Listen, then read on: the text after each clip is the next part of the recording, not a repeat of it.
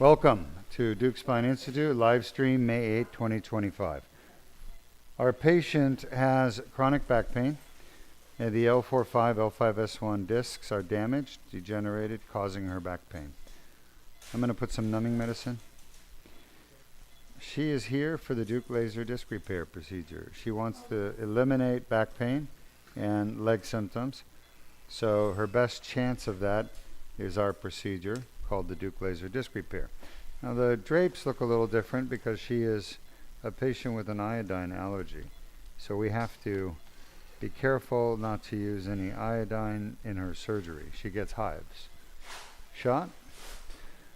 All right, so we're gonna try to get into the L5-S1, and that won't be an easy task, but we're gonna do our very best. Let's see what we can do. If you have questions, feel free to ask. Again, I'm Dr. Duke Majan, CEO and founder, AP, of the Duke Spine Institute. Henry, while we're getting access to these two discs with the needle, why don't we show the audience the 20 different causes of back pain? Of course.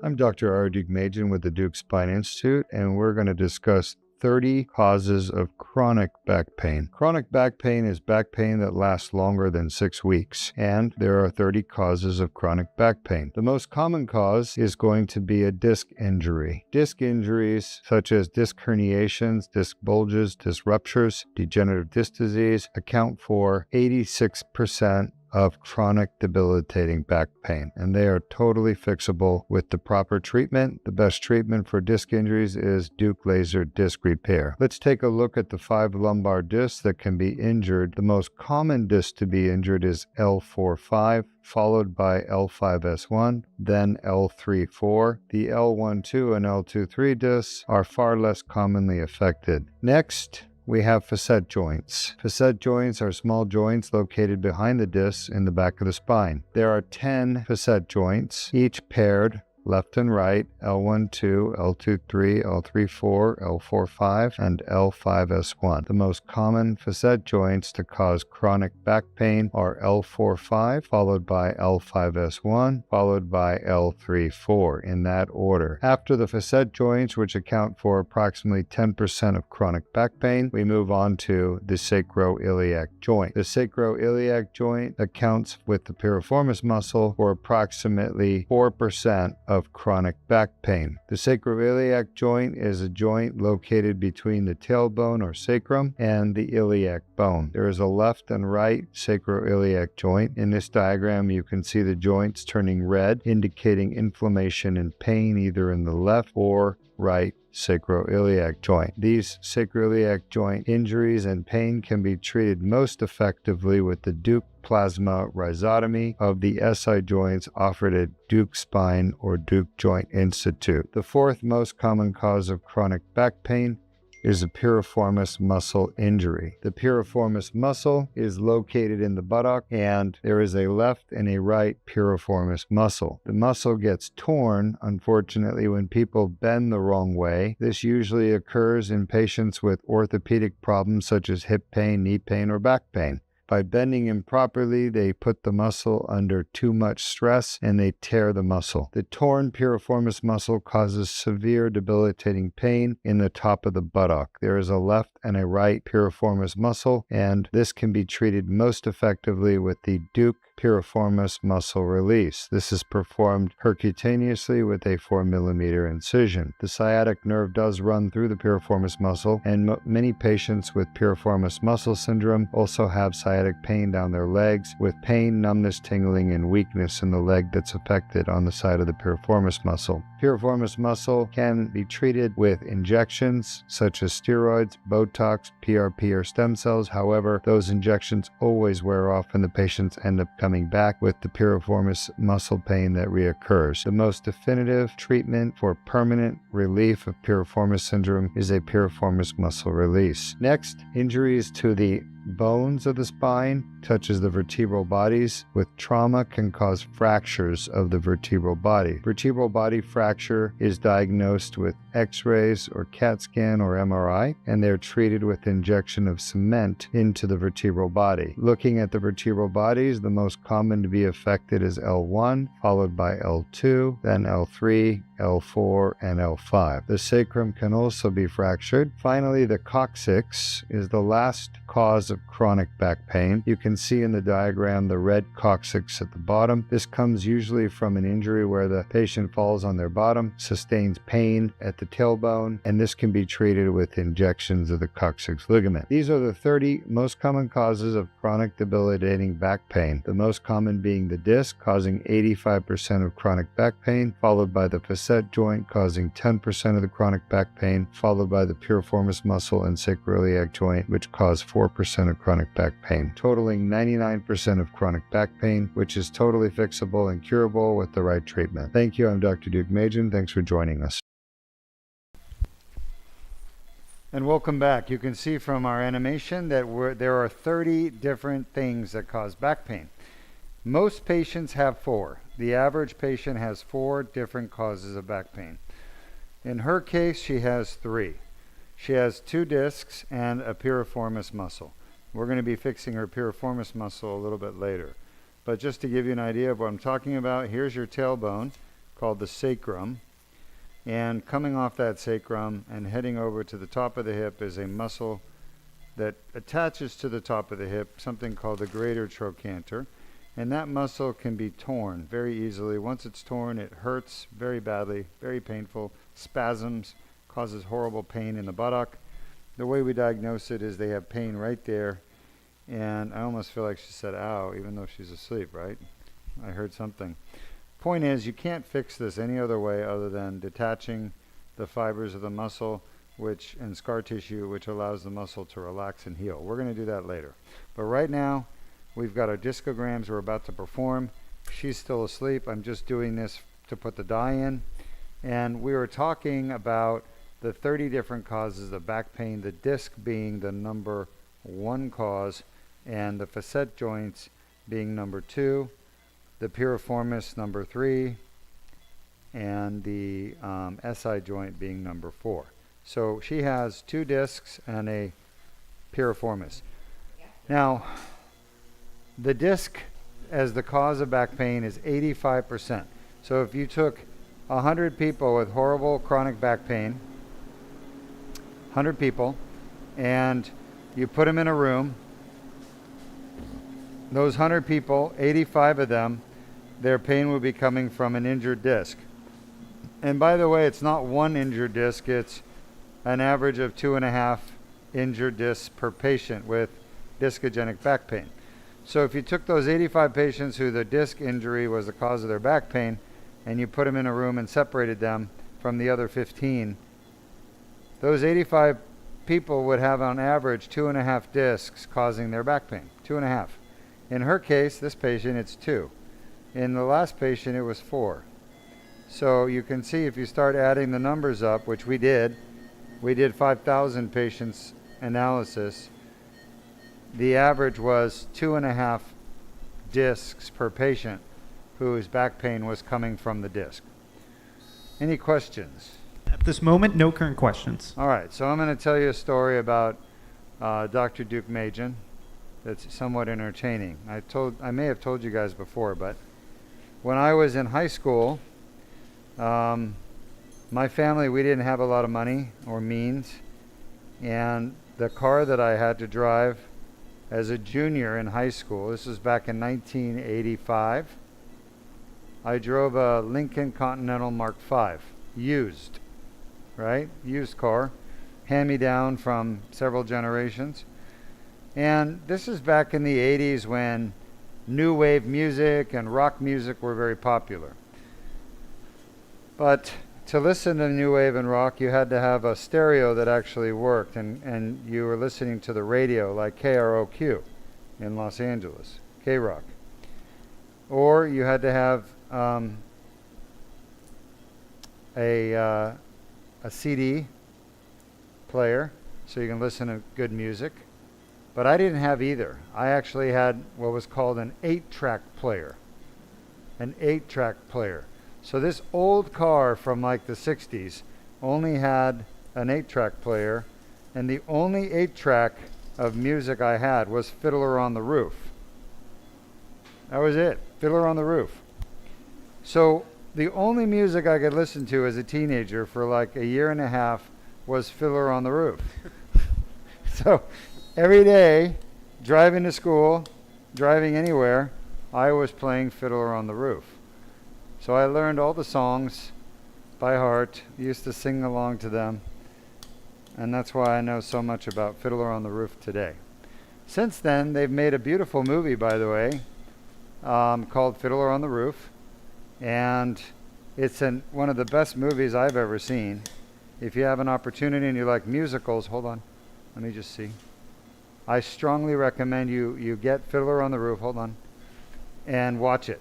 Fiddler on the Roof. It is an incredible story and well worth watching. This is made back in the days when movies were actually made very well. Did Spielberg direct that? No, I don't think so. Let me check who did.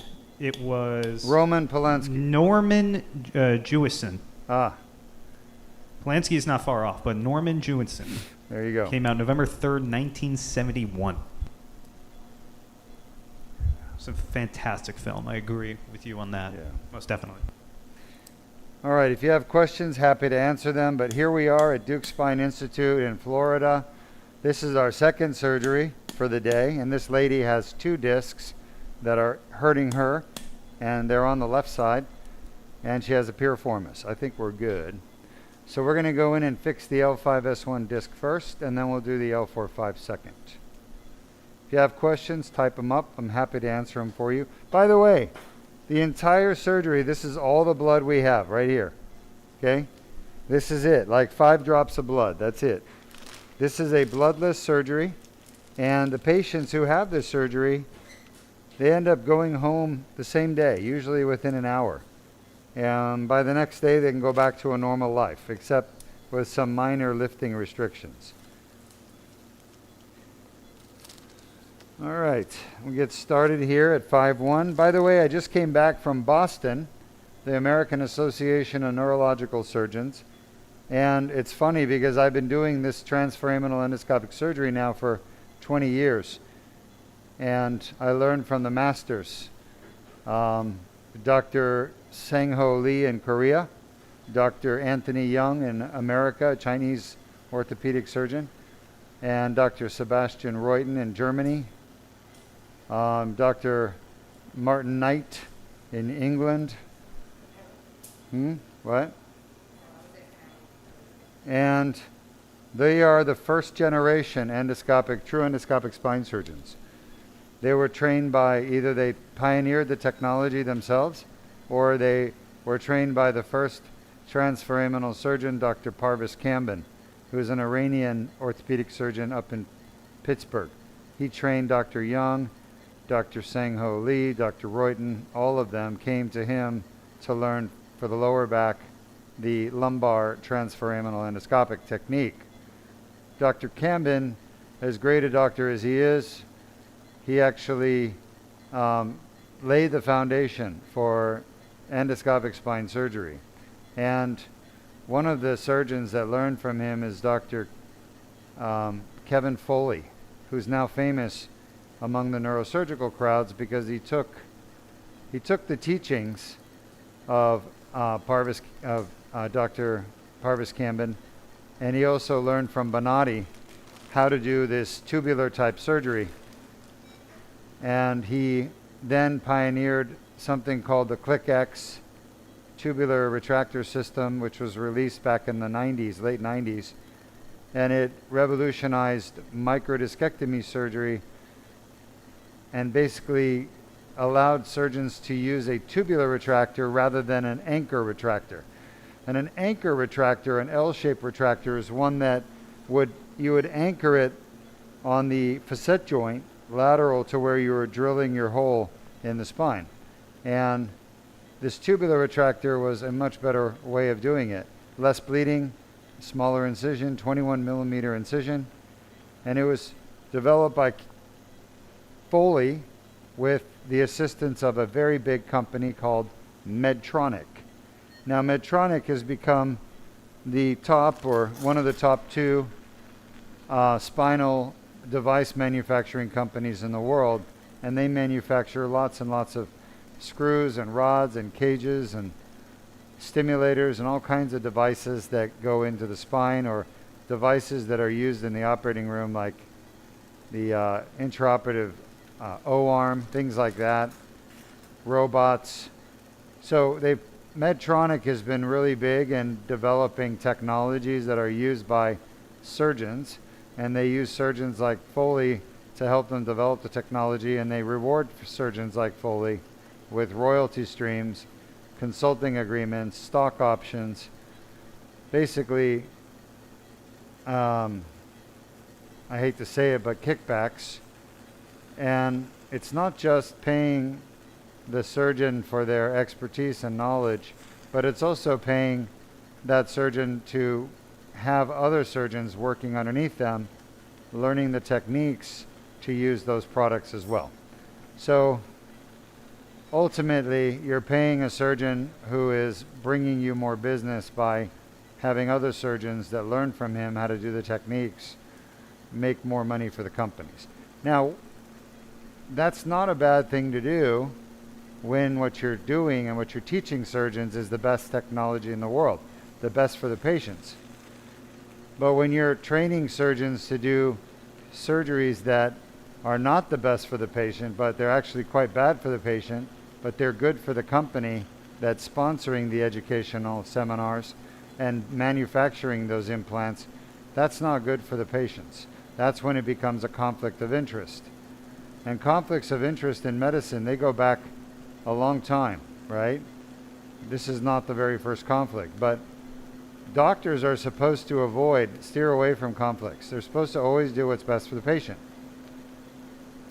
So it saddens me to say that today in Boston at the AANS meeting that I just got back from, these surgeons are basically promoting the products of mega companies that are device manufacturers, producing devices that are supposed to be put into patients through surgeons' hands. And of course, the surgeons have to recommend these treatments to their patients. So they're recommending and performing unnecessary surgeries that don't work, that are harming patients. And that's what bothers me the most. So one of the talks I went to was endoscopic spine surgery, and it was a talk given by a few neurosurgeons who are, in their own minds, pioneering endoscopic spine surgery, which of course they're not, because the true pioneers like myself, Dr. Kamen, Dr. Young, we're a generation already ahead of these guys. And it's just funny to listen to them act like they're pioneering a technology that they're really not. And one of the things I could appreciate is they talk about this disc right here, L4-S1, how they would never go transforaminal because it's too difficult. Yet I've been doing transforaminal L4-S1 now for 20 years. And I am able to get to the L4-S1 disc every single time except 1 in 100 where I can't get to it because of the facets and the anatomy. But 99 out of 100, yes, I can. So what's their default? Well, what they do instead of going transforaminal, which is the best for the patient, which is what I do, they actually go interlaminar or translaminar, which means they have to remove bone and ligaments, which is bad because it weakens the spine. But they do that because they don't have the skill to go transforaminal. And yet here they are teaching the course, right? To me, sitting in the crowd as a student. I just thought it was ironic. All right, any questions? At this moment, no current questions. So this is 5-1. It's severely degenerated, as you guys can see. I just got rid of a bone spur, by the way, just a minute ago. Did you guys see that? Yes, we did. Bone spur. So the bone spur was right over here, right there where the tip is. You can see where I got rid of it using the laser. So lasers do remove bone spurs. That's one thing that our opponents to laser surgery, they try to convince the public that lasers cannot remove bone spurs. Now I think we might be able to see, well, let's clean up a little more, but I'm almost done with this disc. Dr. B, I've got about 1 minute left. Let's show the audience, Henry, Yes, sir. how a disc injury like this will cause back pain and leg symptoms, sciatica.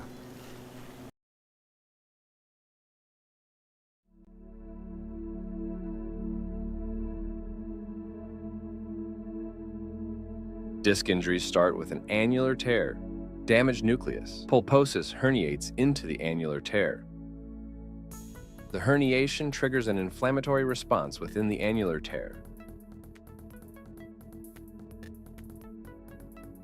The inflamed annular tear generates pain signals.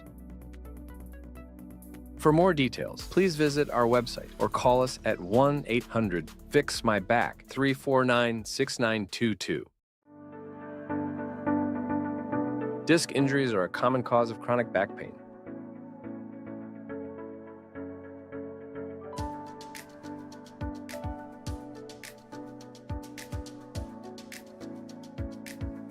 The inflamed annular tear causes back pain. A 1/4-inch sized skin incision is made. A small tube is inserted with no damage to the bones or soft tissues.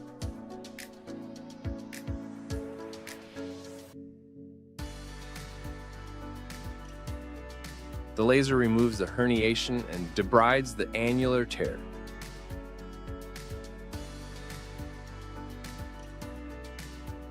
The annular tear heals on its own after the procedure, which can take up to 12 months.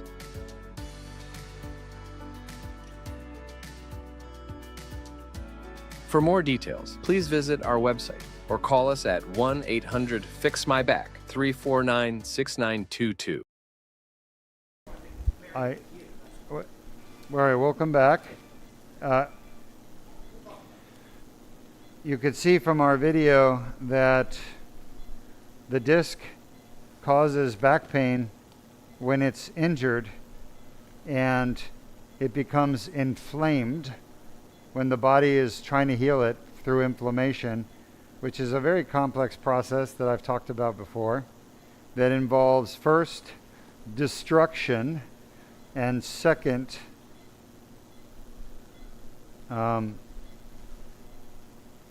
evacuation, and third reconstruction.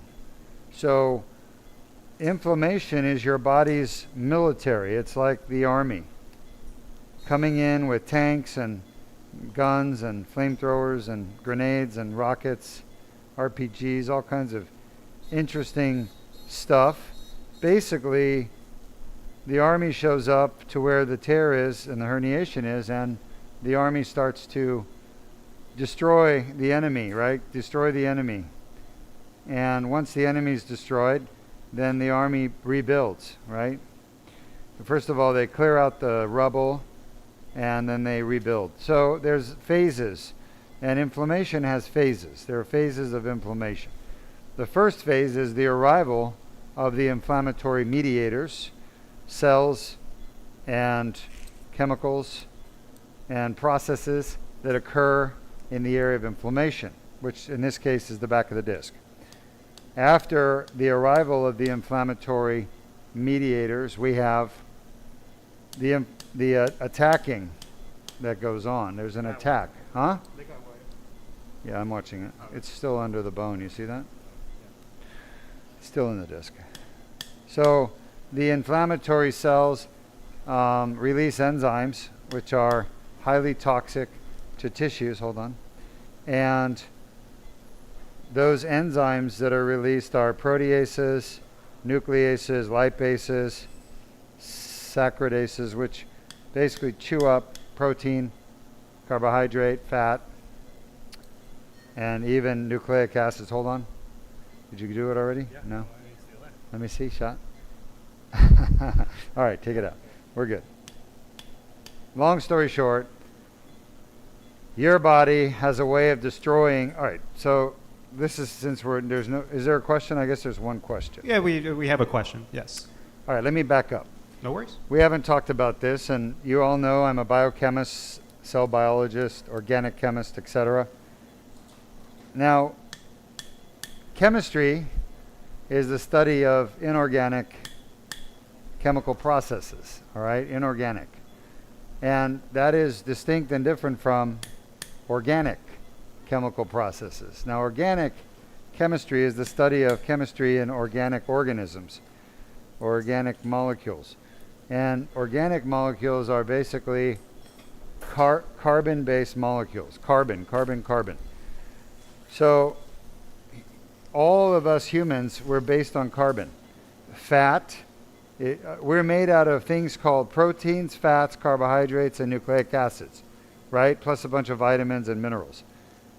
So human beings are made up of 4 basic building blocks: protein, carbohydrate, fat, and nucleic acids. And the backbone of all these molecules that make us up is carbon, the carbon atom, and the bonds between carbon and other atoms like nitrogen or sulfur or phosphorus, okay? So organic chemistry is the study of chemical processes that occur in organic organisms, living organisms. All right, we got that clear, right? So inflammation is a fascinating process, biochemical process, where your inflammatory system made up of cells and chemicals and enzymes comes in and basically destroys organic matter. So what kind of organic matter is your inflammatory system trying to destroy? Well, there's really bacteria, viruses, fungus, and protozoans, right? Protozoans are like the malaria protozoan, Plasmodium falciparum, okay? So if these protozoans get into your body tries to kill them. And these organisms like bacteria, fungus, virus, and protozoans have been trying to kill humans for, well, I hate to say it, millions of years. So we've developed a defense system against them. And that defense system is called the inflammatory system. So your inflammatory system is your defense system. It's your military that goes and fights these invaders. Now, here's what happens in your herniated disc. Your annulus tears, and it lets the nuclear material, the jelly, out. And that jelly, for the first time in your life, is seen by your vascular system, which is the highway, and the sentry. Remember the old Roman outposts on the borders of the kingdom, where they would have some soldiers living there waiting to see if the enemy was going to come across, like the Mongolians, with hordes of horses, coming to attack the Roman Empire's outskirts. So you had outposts, which were military installations, fortifications, but mostly they were sentinel, meaning they were watching for an invasion. And when you get an invasion by a bacteria, virus, protozoan, or fungus into your body, your outposts notify your military, and your military comes to that place. All right, and that's how the inflammatory system works. So the problem is that a herniated disc is not a bacteria, virus, protozoan, or fungus. It's not a foreign invader. It's your own body. But your inflammatory system doesn't know that. It recognizes it as foreign because it's never seen nucleus pulposus before. It's been locked away in the middle of your avascular disc your whole life. So now here you have a tear in the wall. You guys see the tear fibers right there? Those are the torn fibers. So you get an annular tear. This is the annulus, by the way, torn. And the nuclear material squeezes out and interacts with your inflammatory system. And your inflammatory system does not give it a meet and greet, a nice meet and greet. It gives it an ass whipping. All right? It's there to kick ass. Take no prisoners, destroy everything in sight. And by the way, this goes on and on and on, because when your inflammatory system shows up and tries to get rid of the nuclear material or the herniation, it cannot. It's too big of an enemy. It's an enemy that is resistant to its attacks. Right? It's resistant to the attacks of the inflammatory system. So it just stays there, gets beaten up on, and laughs at the inflammatory system's efforts. Meanwhile, your body redoubles its efforts. It calls in more troops, more chemicals, more cells, more macrophage, more PMN, and it just attacks and attacks and attacks. And this inflammation, cycle after cycle after cycle of inflammation, over years and years and years, causes the wholesale destruction of your disc. And you get what's called a degenerated disc. It starts as a annular tear, disc bulge, and progresses to what most people call a herniation, then degeneration. And all those structural changes, physiological changes, are all driven by the inflammatory system destroying your own disc. And that's what most people don't understand. Nobody understands. I discovered this again. And I've been talking about it for years. These brilliant scientists around the world say, we don't know what causes degenerative disc disease. But yes, some of us actually do know what causes degenerative disc disease. It's an untreated herniation that causes inflammation that eventually destroys your disc. Imagine what Ukraine looks like right now. The cities in Ukraine, they've been barraged by mortar attacks, rockets, things that we don't even understand, but all of those military efforts from the Russian army have destroyed, and I guess Chinese and whoever else is helping the Russians, they've basically destroyed the buildings, infrastructure, subways, banks, hospitals, schools, stores, apartment buildings, all been destroyed by the missiles, okay? And that's what's happening here in the disc. Your disc is being destroyed by yourself, by your own inflammatory system, by the military. That's what's fascinating about this disease, is that nobody understands it, yet it's so simple. And if you have a herniation or bulging disc, come and get the Duke laser disc repair, get fixed, and then you won't have a degenerated disc later on in life. You'll have a disc that's basically preserved at where it was when we did the surgery. All right, any questions? Yes, we have a question coming from Marcus on YouTube. Marcus on YouTube, welcome to our stream. Asking, the black void in the center of the image, what is that? A space created by the scope? Great question, Marcus. That black void is space. It is where the nucleus pulposus used to be before it was completely degenerated and destroyed by her inflammatory response to the herniation. So it used to be filled with jelly, but now it's an empty ocean. Does not need to be filled. It will collapse down when we get out of here. And it does not cause any symptoms at all, having the black void. But I like that. It is a void. It used to be filled. No, it's no longer filled because all the jelly squeezed out as herniation and it's now gone. Huh? Avoid the void. Huh? Yeah, well, in a normal disc, there's 0 inflammatory mediators. But when you get an injured disc, like a herniation or a disc bulge or degenerated disc, the disc is full of inflammatory mediators because your inflammatory system is there. That's like saying, is the city of Kiev full of Russian soldiers? Yes, they're trying to occupy it, right? So you're going to see the soldiers in a battlefield. If you look at the battlefield, you're going to see lots of soldiers, right? You're going to see lots of guns and tanks and rockets. All that stuff is right here. It's just loaded up inside the disc. We have another question. Hold on. I've got 3 minutes on this disc, and then we're going to end the stream and we're going to go to our piriformis release. We'll do another stream. And before I take that question, we have 2 more surgeries today. The next patient comes from Canada. This patient comes from... Oh, sorry. Next patient is Kentucky. Our last patient is Canada. So we got Kentucky and Canada up. This patient comes from Florida. All right.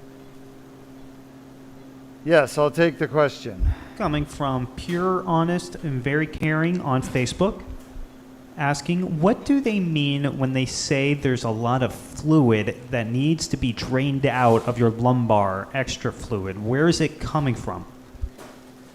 Yeah, so there is no fluid in the lumbar that needs to be drained out, unless you have a big infection, which I suspect you do not. Listen, folks, one of the biggest messages I tell you every day is you're being lied to by the system. The doctors, the hospitals, the implant companies, the medical device companies, everyone is lying to you to get to the business of making money off your back or neck. They make shit up all the time. Excess fluid. There's no such thing as excess fluid. It just, when they show you the MRI, you see some fluid there, and they're going to tell you it's excess fluid because it's believable, and you have no earthly idea what it really is, right? If you have never seen a teddy bear in your whole life, and I tell you that teddy bear is a microwave oven, and it can cook your food and sell it to you for $100, you won't know any better, right? So in medicine, these doctors are telling patients all kind of nonsense about back pain and neck pain that is not true, and the patients are falling for it, and that's why we have this channel. We have this channel to teach you guys the truth, because you're not going to get it anywhere else. So there is no excess fluid in your back that needs to be drained unless you have an infection or you have a pseudomeningocele, which is a dural tear with a leakage of spinal fluid after surgery, which I hope to God you don't have. Any other questions? At this moment, no current questions. I thought about calling our site Truth, but that was already kind of taken by Trump. But we really represent the truth when it comes to back pain and neck pain. We're not going to lie to you like the other doctors. You can get the truth at Duke Spine Institute. By the way, if you haven't checked out our new website has been up since September of 24, and it's got incredibly good educational information. Henry will put a link, but it's dukespine.com.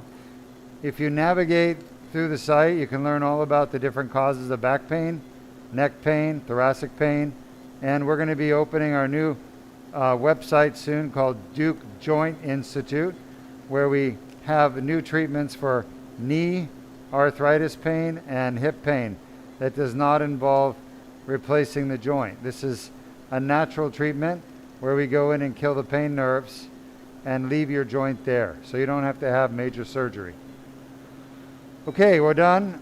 This is the L4-S1 once again, disc. You can see there's a lot of degeneration, calcification, but the laser was very effective at cleaning up the tear and getting rid of the interposed herniation and getting pressure off the nerve roots. Any questions? At this moment, no current questions. All right, if you have questions, I recommend you type them up because we're just about done.